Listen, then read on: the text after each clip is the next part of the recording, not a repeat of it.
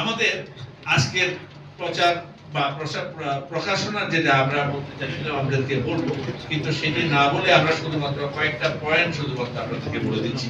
সেটি হলো আমাদের নির্বাচনের জন্য কয়েকটা বিশেষ গুরুত্বপূর্ণ আইটেম আছে।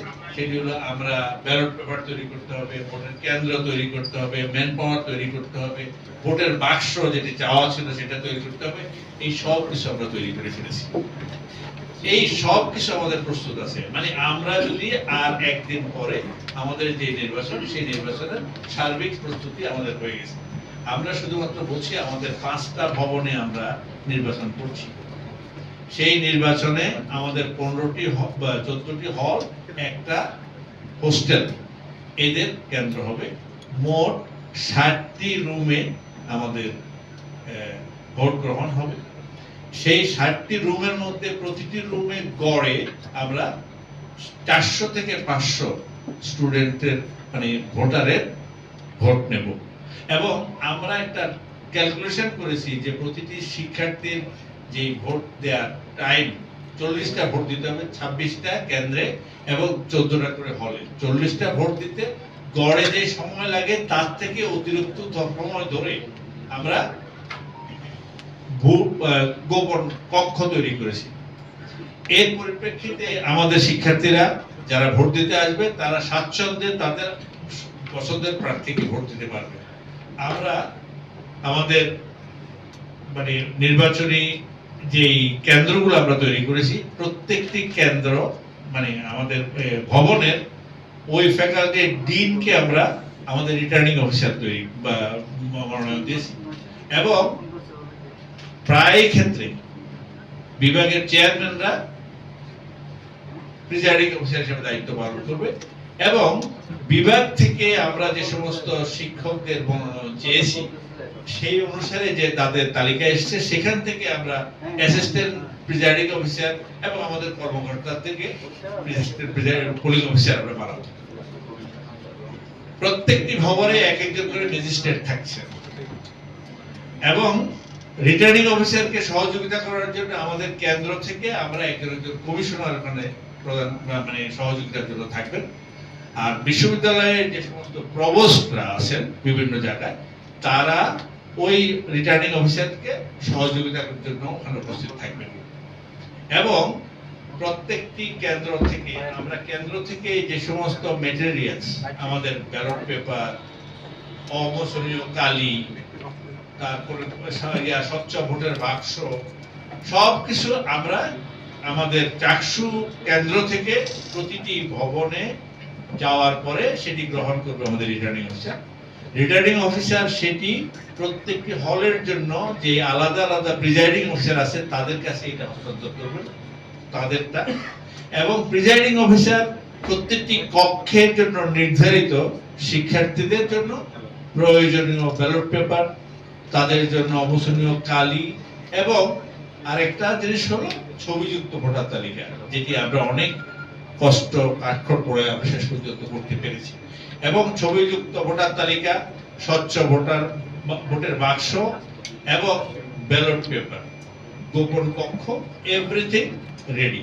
আরেকটা জিনিস আমরা যোগ করেছি, সেটি হলো আমাদের শিক্ষার্থীদের কোনো ধরনের কনফিউশন যেন না থাকে। আমরা প্রতিটি কক্ষে সিসি ক্যামেরা লাগিয়েছি এবং সেটি দৃশ্যমান থাকবে কেন্দ্রের বাইরে থেকে। সেটি কেন্দ্রতে বাইরে থেকে। এবং আরো একটা কথা আছে, যদি কোনো কারণে ইলেকট্রিসিটি ফেল করে, কারণ আমাদের দেশে এটা সম্ভব, ইলেকট্রিসিটি ফেল করলেও ডিভিআর চালু থাকবে এবং সেগুলো রেকর্ডেড থাকবে, কখনোই রেকর্ড বন্ধ হবে না। এছাড়াও আমরা ইউপিএস এর সাপোর্ট তো রেখেছি, জেনারেটরের সাপোর্ট রেখেছি। এর অর্থ হলো আমরা একটি স্বচ্ছ এবং ক্রেডিবল নির্বাচন চাই।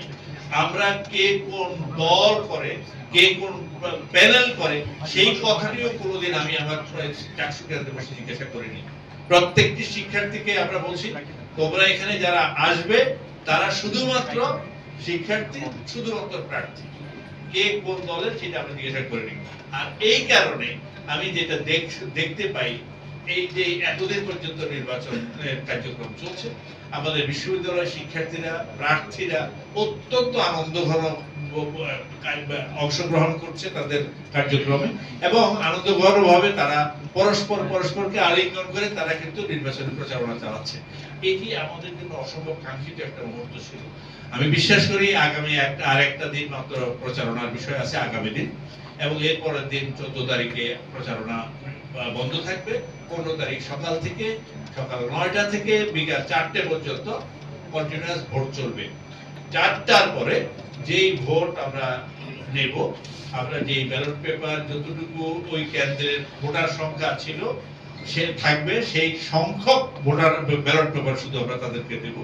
সেই ব্যালট পেপার থেকে যেই কয়টা ভোট কাস্ট হবে, বাকি ব্যালটগুলো প্যাকেট করে সিল করে, আর যেই বাক্সটা ভোট গ্রহণ করা হবে সেইটা সহ একসাথে প্রিজাইডিং অফিসারের কাছে কেন্দ্র থেকে ফিরে আসবে।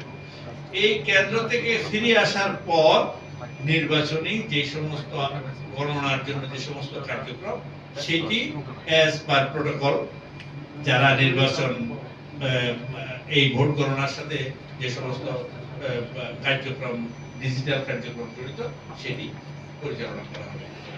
মনে রাখতে হবে যে আমাদের যেই গণনার বিষয়ে স্ক্যানিং হবে, সেটি একটা ইমেজ বানাবো।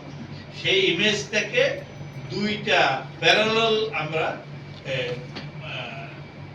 স্ক্যানিং করাবো।